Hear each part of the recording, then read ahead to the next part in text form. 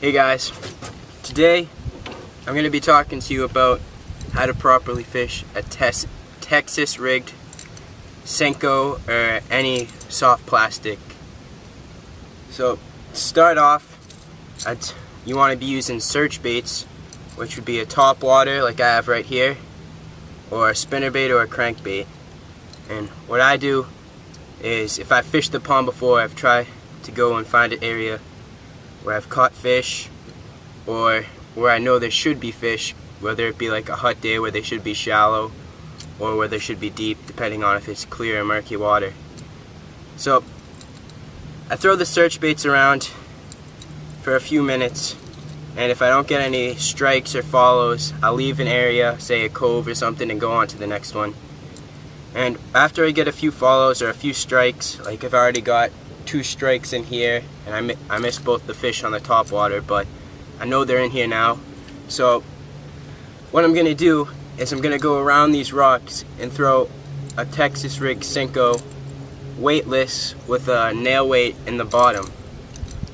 And I'm gonna show you how to properly do this, because a lot of people throw a Senko wrong and you think it's pretty easy, but if you want to be catching 4, 5, 6, even 7 and 8 pounders, which is pretty huge for around here, you got to do it a certain technique that works a lot more than most other techniques, because the big fish have seen these baits before and they know what they look like. So you need to make them look a little bit different, and I'm going to show you how to do that. And what that'll do is it'll get those big fish to trigger and react to those baits or strike those baits.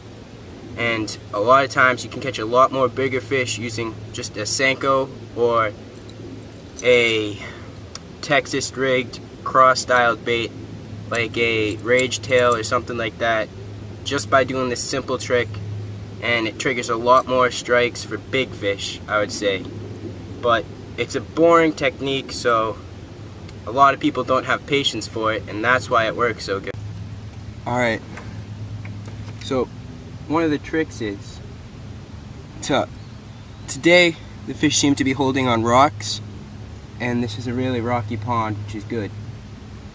So I've casted out a Senko next to a rock, and it's a high potential area because it's a rock right next to some lily pads.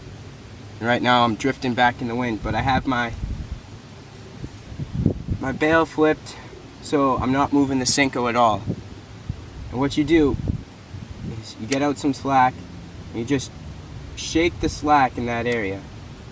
Then let out some more line, shake the slack. What that does is it moves the Senko inches, like, 2 or 3 inches at a time. And those big fish will really like that. Even some small ones too, but this is more like a big fish thing, where you just shake it in place pretty much. You're not even trying to move the bait really, you're just trying to make sure there's no slack in your line. Just shaking it. And then every once in a while, when you cast in these high potential areas like some rocks or some lily pads or something like that, you get a bite. And usually I anchor up, but there's a few rocks in this area, so I'm kind of moving a little bit faster and I'm covering, and oh, there's a bite. So oh, it's a small one. But what this does is, when you cast in these high potential areas with a Senko or a crayfish styled bait, you just sit there and shake the slack. It moves that, oh, feisty. It moves that bait inches at a time, and those big fish don't see that as much. They're used to that bait just popping in and popping out. So you catch more fish doing this in these high potential areas, just moving the bait inches at a time. Those fish don't see it as much, and the big fish, usually in smaller ponds like I'm fishing today, usually they've been caught before, and most big fish have been caught in this pond. So they're smart, they've seen tons of Senkos before, but they really haven't seen them just motionless on the bottom, moving, twitching a little bit. And that's what really triggers these fish to eat these things. And that's why this technique will really get you some big ones, if you know where to throw it and if you know what you're doing. it's not something you're gonna go out and throw every single time you go fishing, but today I found out these fish are on rocks.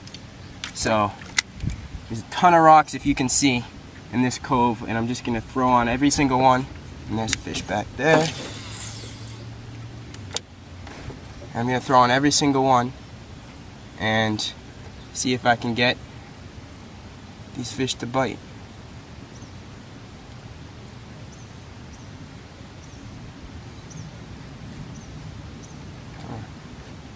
Well, that fish just jumped. It was small, but you still should be able to eat this.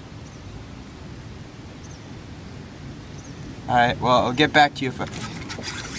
There we go. Just again, shaking the slack, and it's a pickerel this time. I saw that fish jump, and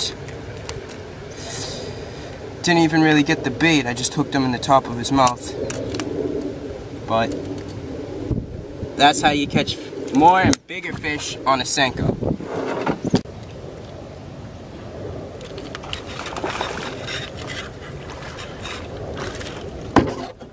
So, as you can see, I switched to a frog, and that guy choked it, so maybe that's what I need to be using today. Just throwing it in shallow in about 6 inches of water, up tight to these lily pads, and that's the first fish I've caught. I've had one other blow up, so I'll get back to you if I catch any more. So, I just missed the blow up, and I'm tossing back in right now with the senko. And I'm just going to be shaking the slack again. It's right over there, real close, so I gotta be quiet.